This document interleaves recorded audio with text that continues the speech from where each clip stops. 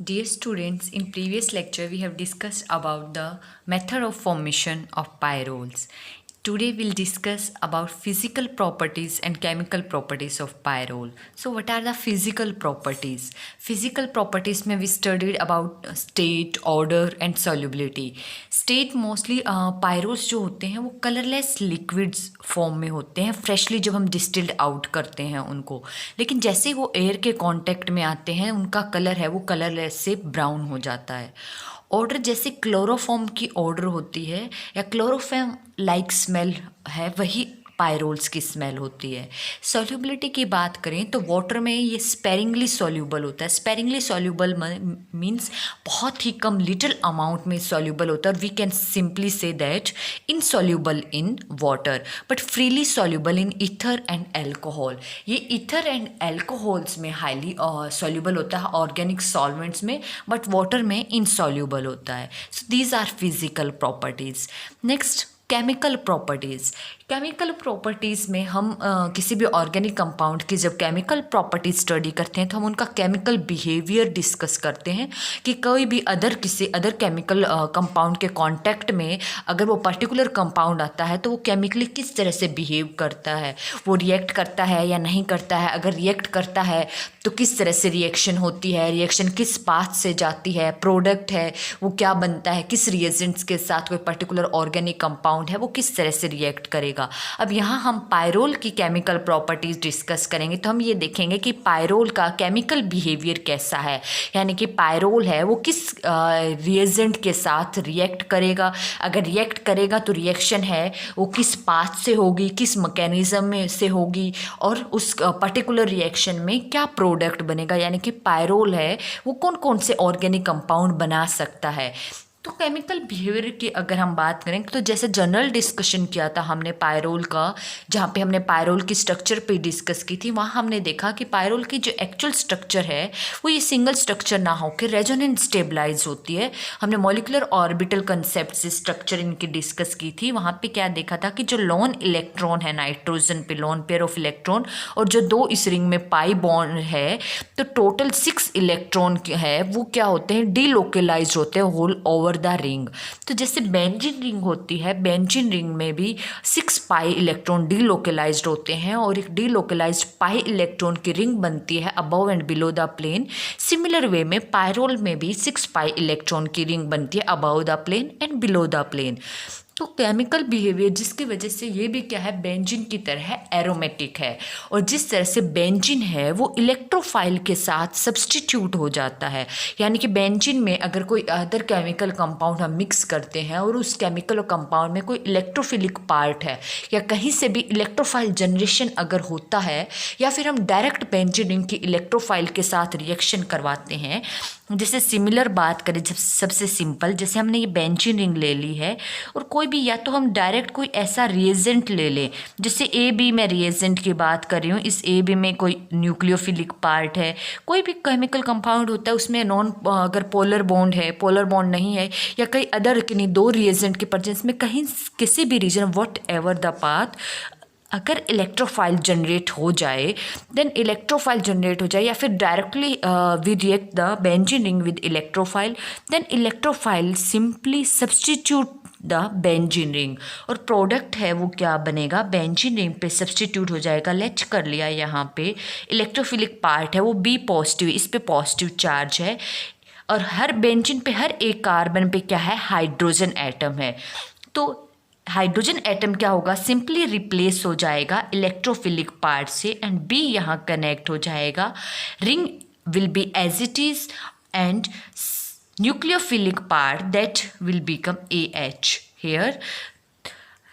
Similarly in case of pyrrole, pyrrole के case में भी पायरोल भी क्या है, बेंजीन की तरह ही इलेक्ट्रोफिलिक है, एरोमेटिक है बिहेवियर में, तो वो भी इलेक्ट्रोफाइल के साथ रिएक्ट करेगा और सब्स्टिट्यूट रिएक्शन देगा। तो पायरोल है वो इलेक्ट्रोफिलिक जरूरी नहीं कि सिर्फ और सिर्फ सब्स्टिट्यूशन रिएक्शन ही देगा, पायरोल सब्स्टिट्यूशन रिएक्शन भी शो करता है, कुछ एडिशन रिएक्शन भी शो करता है, that will discuss step wise manner and in details में हम डिस्कस करेंगे। सबसे पहले हम बात करेंगे सिर्फ सब्स्टिट्यूशन रिएक्शन की। तो इलेक्ट्रोफिलिक सब्स्टिट्यूशन रिएक्शन में ये ऑब्जर्व हुआ कि जो सिंपल बेंजीन रिंग है उसकी बजाय पायरोल है वो मोर रिएक्टिव है टुवर्ड्स इलेक्ट्रोफाइल। इसका क्या रीज़न है? जैसे पायरोल की अगर हम बात करें, पायरोल में भी अगर डायरेक्ट इलेक्ट्रोफाइल आ रहा है या फिर किसी रिएजेंट, ऑर्गेनिक रिएजेंट या फिर इनऑर्गेनिक रिएजेंट, कोई भी हम रिएजेंट यहाँ पे ले रहे हैं, उसमें इलेक्ट्रोफाइल का जनरेशन अगर हो रहा है कहीं से, तो मैं डायरेक्ट दिखा रही हूँ अगर इलेक्ट्रोफाइल का आ रहा है। सबसे पहली और मेन चीज़ यहाँ पे है डिफरेंस की बेंजीन से, कि पायरोल है वो मोर रिएक्टिव है एज़ कम्पेयर टू बेंजीन। ऐसा क्यों है? सबसे पहला रीज़न यहाँ पे 6πG स्ट्रक्चर जहाँ पे डिस्कस की थी मैंने, वहाँ पे भी आपको बता चुकी हूँ। यहाँ पे टोटल एटम कितने हैं? 5 है पायरोल के केस में, 1 नाइट्रोजन है एंड 4 कार्बन एटम है। But in benzene there are 6 carbon atom. So here 6 carbon atom है and here 5 carbon atom, 5 total atom, जिसमें से nitrogen 1 and 4 are carbon atoms. In benzene, there are 6 pi electron density which is delocalized over the ring, or we can say that 6 atoms have 6 pi electrons. Clear है? तो अगर contribute करें या distribute करें, then each atom have 1 electron. In case of pyrrole, 5 atom total, but there are 6 pi electron which is delocalized over the whole ring. 2 lone pair of nitrogen to these pi electrons and to these pi electrons. So total in this pyrrole 5 atoms, but pi electrons delocalized are 6. अगर distribute करें, then each atom have more than 1 electron density. तो as compare to this, benzene के case में एक carbon पे एक है अगर देखा जाए, बट यहाँ पे हर एक कार्बन पे एक से ज़्यादा है. तो हम बेंजीन और पायरोल का अगर कंपैरिजन करें, तो बेंजीन के कंपैरिजन में पायरोल पे इलेक्ट्रॉन डेंसिटी ज़्यादा है. तो जहाँ ज़्यादा इलेक्ट्रॉन डेंसिटी, इट मीन्स वो मोर न्यूक्लियोफिलिक देन वो इलेक्ट्रोफाइल के साथ यहाँ पे रिएक्शन इलेक्ट्रोफिलिक सब्स्टिट्यूशन करवा रहे हैं हम. इलेक्ट्रोफाइल के साथ कौन रिएक्ट करता है? न्यूक्लियोफाइल. तो जितना ज़्यादा स्ट्रॉन्ग न्यूक्लियोफाइल होगा, रिएक्शन क्या होगी? उतने ही फास्ट. तो यहाँ पे इलेक्ट्रोफाइल हम डाल रहे हैं और यहाँ पे बेंजीन ऐसे न्यूक्लियोफाइल का काम कर रहा है, यहाँ पे पायरोल ऐसे न्यूक्लियोफाइल का काम कर रहा है. And pyrrole have more electron density as compare to benzene. It means pyrrole is more strong nucleophilic as compare to benzene. So pyrrole react faster in electrophilic substitution reaction as compared to benzene. Clear है? Second thing, जैसे electrophile का attack हमने benzene के case में करवाया, तो benzene ring है वो इक्वल है. आप किसी भी पोजीशन पे इलेक्ट्रोफाइल है वो सब्स्टिट्यूट करवा सकते हैं. अगर बेंजीन रिंग है वो अनसब्स्टिट्यूटेड है, क्योंकि कोई भी सिंपल बेंजीन रिंग है, कोई भी ग्रुप नहीं लगा हुआ है. तो कोई भी ग्रुप नहीं लगा हुआ है तो नॉर्मल में आप सब्स्टिट्यूशन करवाते हैं इलेक्ट्रोफाइल का. इलेक्ट्रोफाइल किसी भी पॉइंट पे अटैच कर सकते हैं क्योंकि सिमिलर पोजीशन है हर कार्बन की.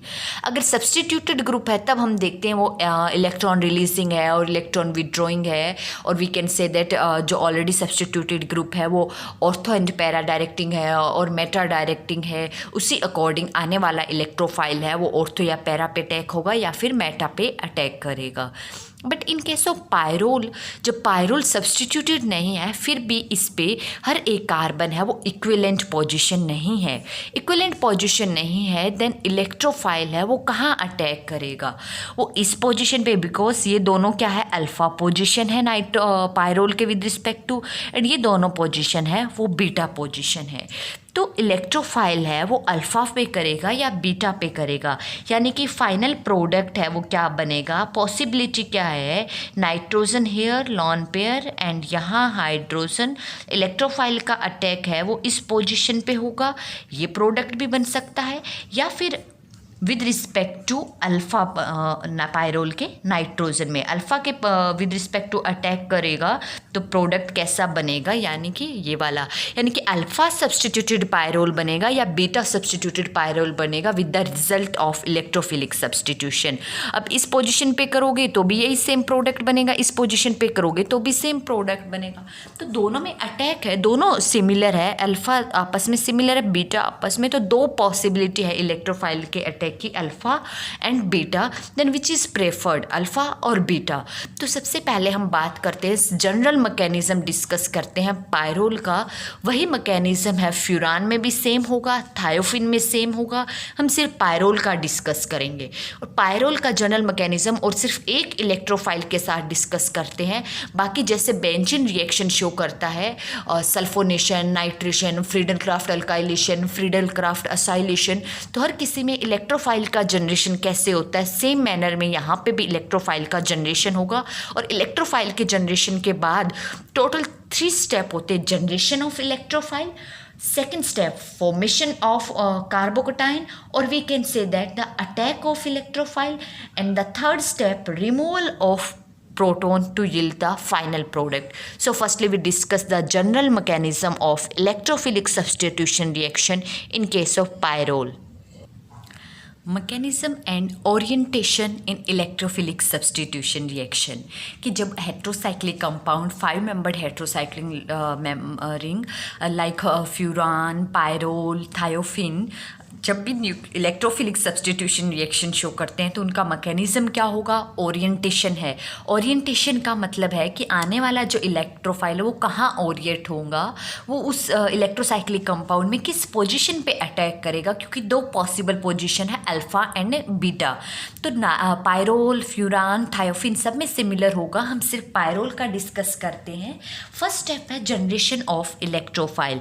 इलेक्ट्रोफाइल का जनरेशन कैसे होगा, जैसे भी कोई भी रिएजेंट है फ्रॉम वेयर, जैसे लेट कर लिया ईजेड टाइप का रिएजेंट है, ईजेड टाइप का रिएक्टेंट है, इलेक्ट्रोफाइल का जनरेशन इस तरह से पॉसिबल है कि इस पूरे बॉन्डेड इलेक्ट्रॉन है, अगर कोई 2 एटम हो या मोर देन 1 एटम हो किसी ऑर्गेनिक कंपाउंड में, तो किसी भी तरह से इलेक्ट्रॉन है वो सारे के सारे किसी एक एटम से अनदर एटम पे चले जाए तो वो एटम क्या रहेगा, ऐसे इलेक्ट्रोफाइल रिमूव हो जाएगा, इलेक्ट्रोफाइल हेयर, और दूसरे एटम है वो ऐसे न्यूक्लियोफाइलिक कैरेक्टर, उन पे क्या रहेगा, नेगेटिव चार्ज, और हेयर वे दिखाएंगे लॉन पेयर ऑफ इलेक्ट्रॉन्स।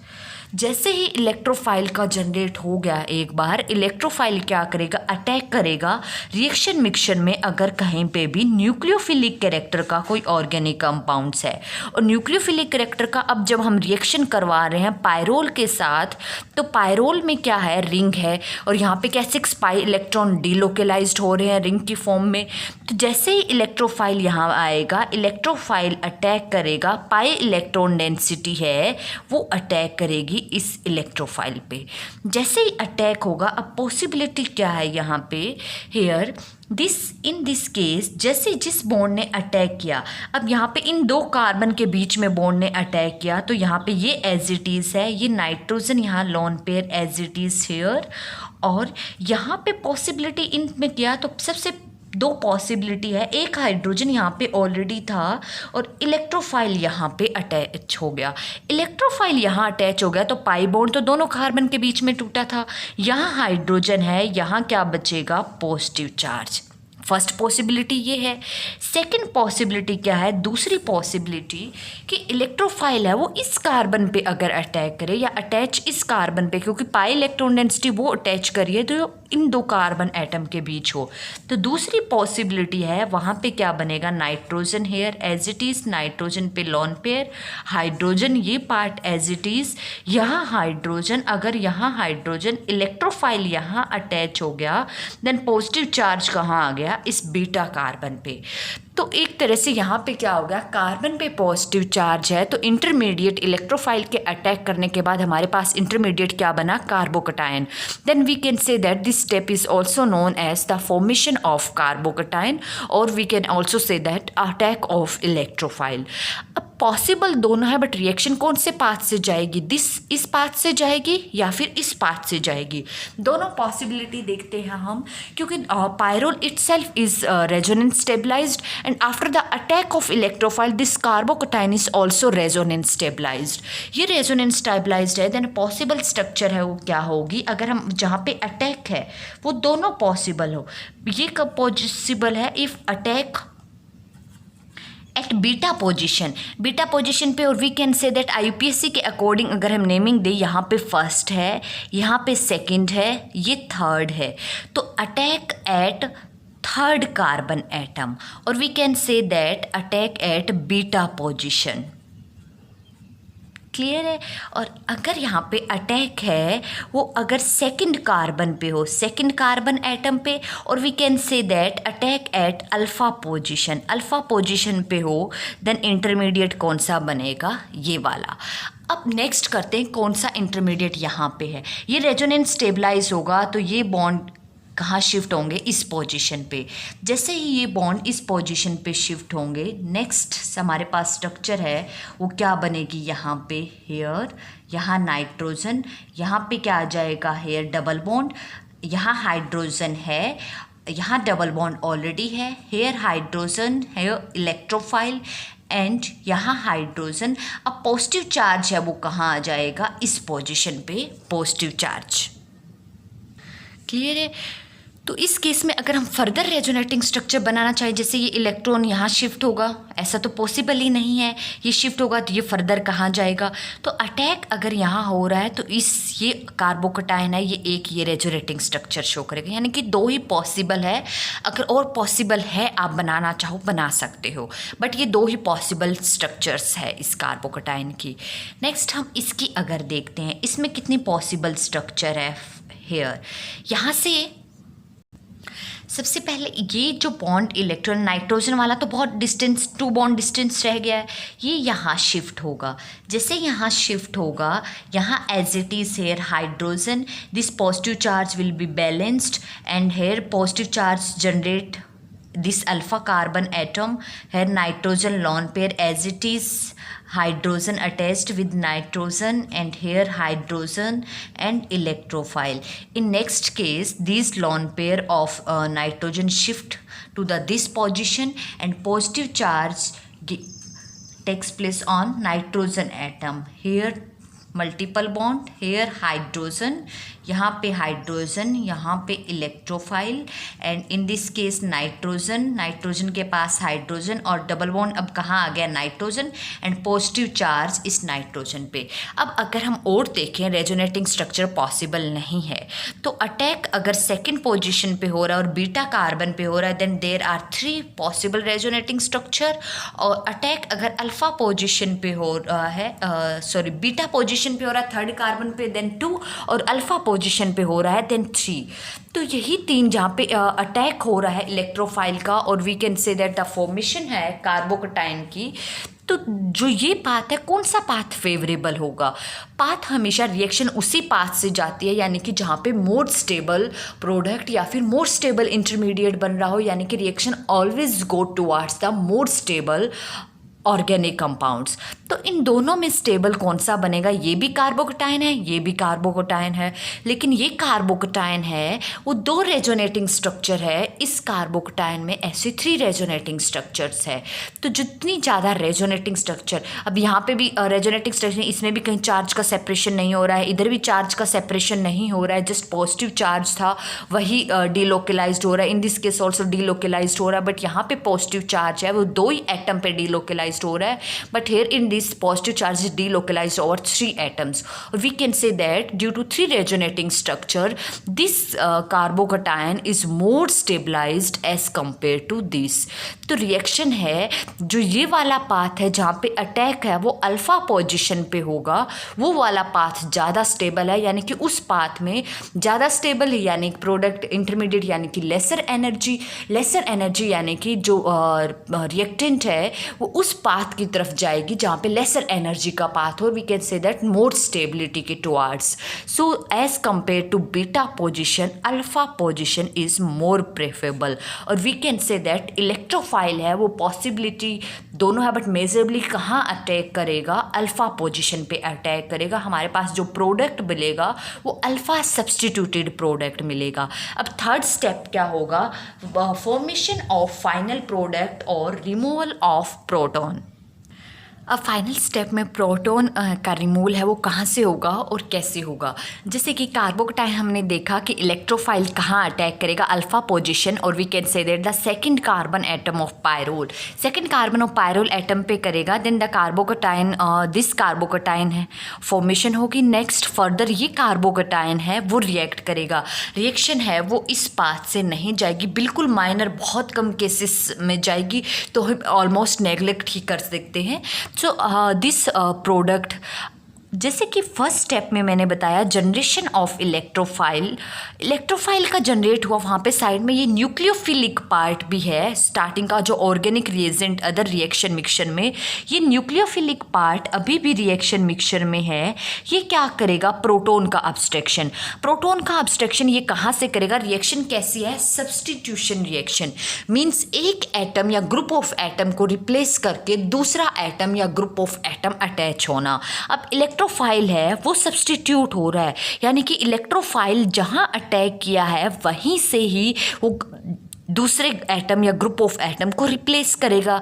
अब इलेक्ट्रोफाइल ने इस सेकंड पे अटैक किया, यहाँ पे ये तो पूरी चेन है, इधर चेन है, किसको रिप्लेस कर रहा है, सबसे इजीली रिप्लेसेबल तो हाइड्रोजन का पॉसिबल है, तो हाइड्रोजन है वो जहाँ इलेक्ट्रोफाइल अटैक किया वहीं से ही रिप्लेस होगा, बट ऐसे प्रोटॉन रिप्लेस होगा। ऐसे प्रोटॉन मीन्स ये बोथ इलेक्ट्रॉन है, जैसे न्यूक्लियोफिलिक इसके क्लोज प्रॉक्सिमिटी में आएगा, यहाँ से हाइड्रोजन ऐसे H पॉजिटिव एक्सेप्ट करेगा, H पॉजिटिव एक्सेप्ट करेगा, तो ये बॉन्डेड इलेक्ट्रॉन दोनों है ये कहाँ शिफ्ट हो जाएंगे, इस पायरोल रिंग में, यानी कि एरोमेटिसिटी है वो फिर से रीगेन हो जाएगी। यहाँ पे एरोमेटिसिटी है कार्बोकटाइन में लॉस्ट हो गई थी, जैसे ही एरोमेटिसिटी रीगेन हुई, फाइनल प्रोडक्ट है वो क्या बनेगा, अल्फा सब्सटीट्यूटेड पायरोल रिंग, और साथ में जेड एस न्यूक्लियोफिलिक पार्ट है उसने क्या किया, प्रोटॉन यहाँ, बाकी सब कार्बन पे क्या है हाइड्रोजन, और यहाँ हाइड्रोजन की जगह electrophile, and here hydrogen as it is pyrrole, और this is Z H, so this is alpha substituted pyrrole ring.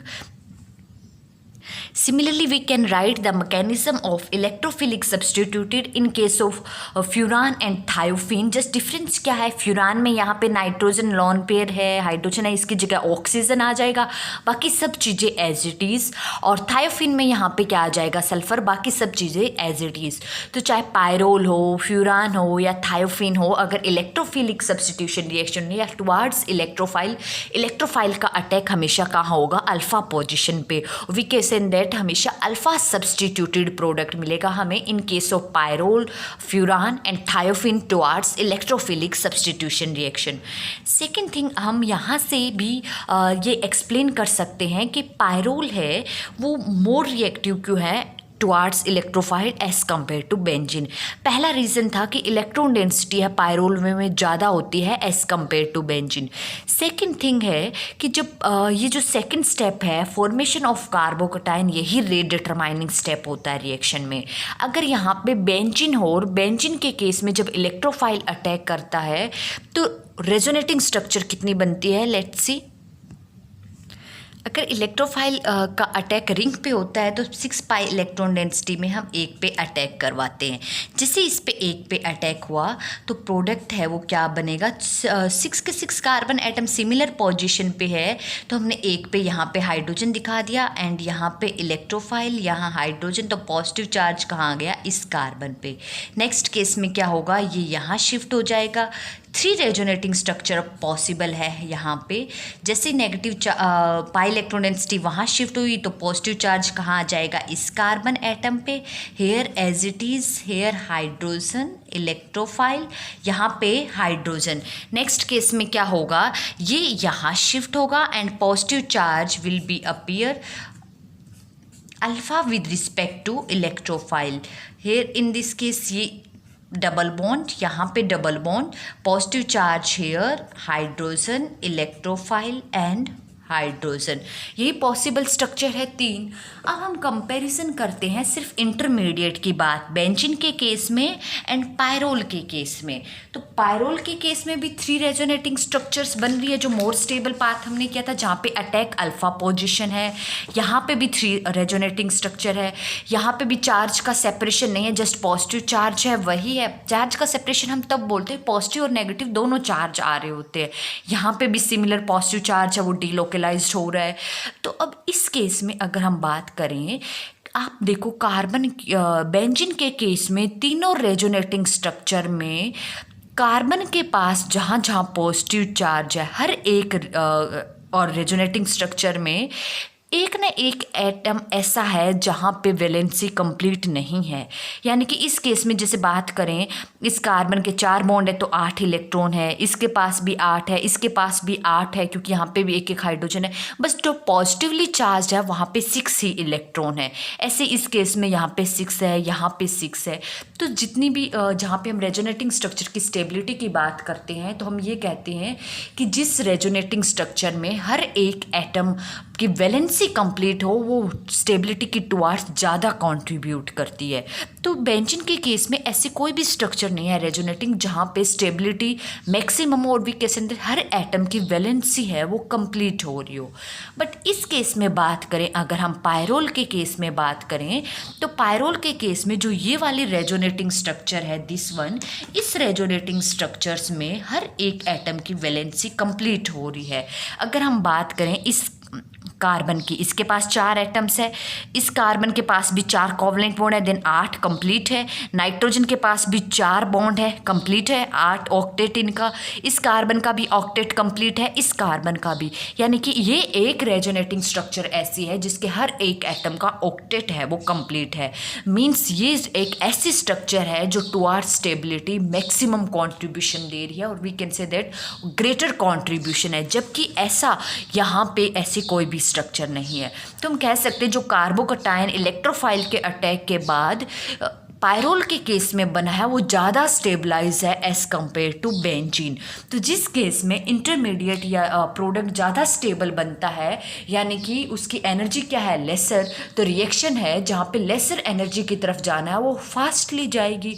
तो जहाँ पे इस केस में मोर स्टेबल इंटरमीडिएट बन रहा है, तो पायरोल है वो फास्टली रिएक्ट करेगा with electrophile as compare to benzene. तो ये 2 रीज़न हम एक्सप्लेन कर सकते हैं towards the higher stability of heterocyclic compounds. Heterocyclic कौन से कंपाउंड्स की जस्ट माइंड में रखना, पायरोल, फ्यूरान एंड थायोफिन। सिर्फ इन 3 5 मेंबर्ड हेट्रोसाइक्लिक कंपाउंड्स की बात कर रहे हैं जो मोर रिएक्टिव है towards electrophile in electrophilic substitution reaction as compare to benzene. Benzene जो है वो इलेक्ट्रोफाइल के साथ इन तीनों हेट्रोसाइक्लिक कंपाउंड से लेस रिएक्टिव है। So this is the mechanism and orientation of electrophilic substitution reaction in pyrrole, furan and thiophene. तीनों केस में सिमिलर होगा।